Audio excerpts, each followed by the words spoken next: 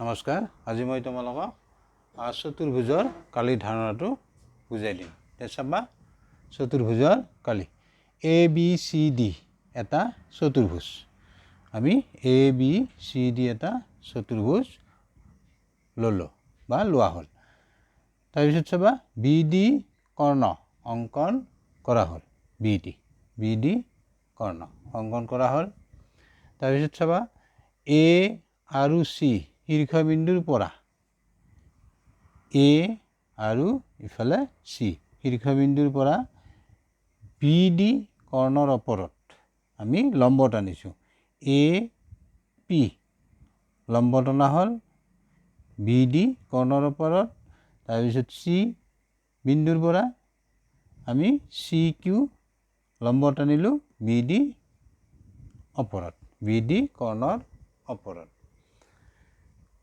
এইখিনি চোৱা, এ আৰু চি শীৰ্ষবিন্দুৰ পৰা বি ডিৰ ওপৰত ক্ৰমে এ পি আৰু চি কিউ লম্ব টনা হ'ল। এই দুই লম্বক শাখা লম্ব বোলে। এ পি আৰু চি কিউ এই লম্ব দুডালক আমি শাখা লম্ব বুলি ক'ম। চাবা, এতিয়া এ বি চি ডি চতুৰ্ভুজটোৰ কালি। এতিয়া চাবা, এ বি চি ডি চতুৰ্ভুজটোৰ কালি। চাবা, আমি যিহেতু বি ডি কৰ্ণ অংকন কৰিছোঁ, এ বি চি ডি চতুৰ্ভুজটোত আমি বি ডি কৰ্ণ অংকন কৰিছোঁ। আৰু বি ডি কৰ্ণ অংকন কৰাৰ ফলত কি হ'ল, এই এ বি চি ডি চতুৰ্ভুজটো দুটা ত্ৰিভুজত ভাগ হ'ল। ত্ৰিভুজ দুটা হ'ব এ বি ডি এই এটা ত্ৰিভুজ আৰু বি চি ডি এই এটা ত্ৰিভুজ। আৰু তোমালোকে জানাই ত্ৰিভুজৰ কালি, আৰু ইয়াৰ আগতে মই ত্ৰিভুজৰ কালি তোমালোকক বুজাই দিছোঁ।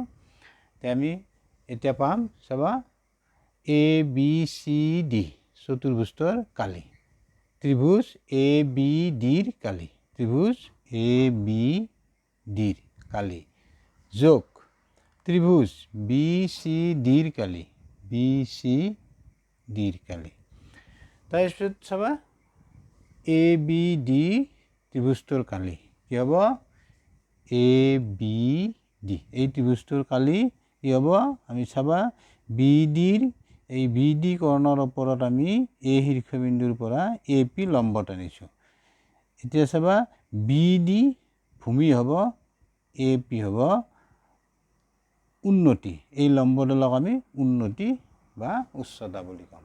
এতিয়া চাবা, 2/1 পূৰণ বি ডি ভূমি হ'ব, ভূমি পূৰণ উন্নতি, এ পি উন্নতি, এ পি উন্নতি হ'ব যোগ ত্ৰিভুজ বি চি ডিৰ কালি, ত্ৰিভুজ বি চি ডিৰ কালি, বি ডি ভূমি হ'ব, চাবা, 2/1 পূৰণ বি ডি এইটো ভূমি হ'ব, বি ডি ভূমি।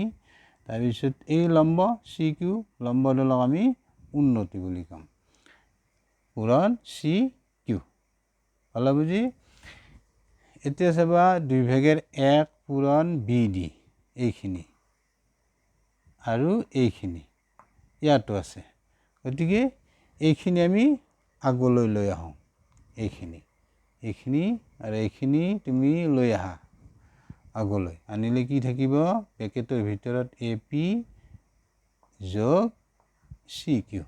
এতিয়া আমি আনিলোঁ 2/1 পূৰণ বি ডি, বি ডি মানে ভূমি, ভূমি এটি ত্ৰিভুজৰো বি ডি ভূমি আৰু এই ত্ৰিভুজটোৰো বি ডি ভূমি।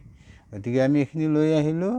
তেতিয়া ব্ৰেকেটৰ ভিতৰত থাকিব এ পি যোগ চি কিউ, এ পি যোগ চি কিউ। এতিয়া চাবা, 2/1 পূৰণ বি ডি হ'ব কৰ্ণ পূৰণ শাখা লম্বৰ সমষ্টি, এ পি যোগ চি কিউ এই দুডাল লম্ব, আৰু এই লম্ব দুডালক আমি নাম দিম শাখা লম্ব, আৰু যোগ আছে সেইকাৰণে সমষ্টি। আৰু এইটোৱে হ'ল চতুৰ্ভুজৰ কালিৰ সূত্ৰ। বুজি পালা নিশ্চয়? Thank you, bye by.